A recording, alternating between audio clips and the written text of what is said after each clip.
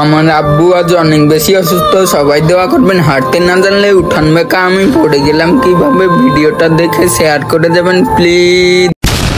জীবন সুন্দর হতো যদিও আমি তোমাদের মতো করে জন্মগ্রহণ করতাম, ভালো মতো চলাফেরা করতে পারতাম, কিন্তু আল্লাহ আমাকে এমন ভাবেই বানাইছে আমি হাঁটতেও ঠিক মতো পারি না। কি জানো, এই হাঁটতে ঠিক মতো পারি না বলে নানান লোকে আমাকে নানান কথা বলে। তুই প্রতিবন্ধী হয়েও এইরকম ভাবে চলাফেরা করিস, এত হাসি খুশি থাকিস, কেউ কারো ভালো থাকা ভালো চলাফেরা করাগুলো দেখতে পারে না। আজ আমি একটু যদি পরিষ্কার পরিচ্ছন্ন হয়ে চলাফেরা করি, নানান লোকে নানান মন্তব্য করে। এই কিছু পাবলিক কমেন্ট বক্সে এসে বলবে তুই তো প্রতিবন্ধী, তুই এত পরিষ্কার ভাবে চলাফেরা করিস কেন। আবার কিছু পাবলিক তো এসে গালাগালিও করে, তবুও কিছু করার নেই, তোমাদের ভালোবাসা তো পাচ্ছি।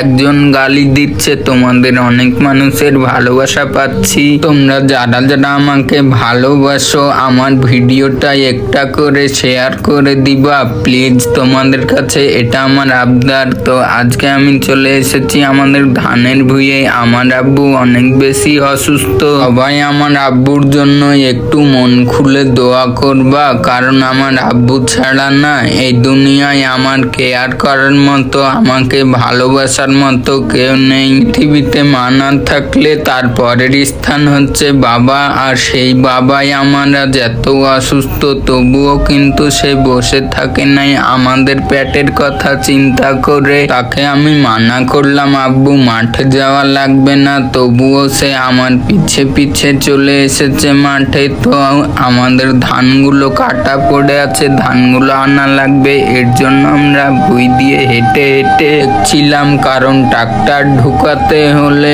যেন গাড়ি না পুঁতে চাই, এর জন্য আমরা ভুঁই দিয়ে হেঁটে হেঁটে দেখছিলাম কোথায় গাড়ি বসবে কোথায় বসবে না। তো আমার আব্বু অনেক বেশি চিন্তায় পড়ে গেছে, আজ সে অনেক অসুস্থ। আব্বু এখানে বলতে ছিল যে ওই দিক দিয়ে গাড়ি ঢুকানো যাবে যদি গাড়ি পুঁতে যায়। আমি বলছিলাম, তো আমার ছোট ভাই আবার বলছিল যে ওই পাশ দিয়ে ঢুকালেই হবে, দেন আমরা চলে যাই বেল খাওয়ার জন্য। আসলে আমাদের পাশের গ্রাম তো বেল অনেক ধরে আছে, তো আমার ছোট ভাইকে গাছে তুলে দিলাম, আর আমার এটা ভাতিজা হয়, তাকে আমি বলছিলাম বেল খাবা, তো সে বলছিল কাকু পাড়ুক তো খাবো। আমার আব্বুও বেল খেতে এসে দেখতে পাই পাকা বেল একটাও নেই। তো এখান দিয়ে আমি নামতে গিয়ে হঠাৎ করেই আমি পড়ে যাই। আসলে আমি ভাবতেই পারি না যে এইভাবে পড়ে যাব, আর পড়ে গিয়ে আমার প্যান্টে নোংরা ভরে যায়। ভিডিওটা ভালো লাগলে একটা করে শেয়ার করে আমার পাশে থাকবেন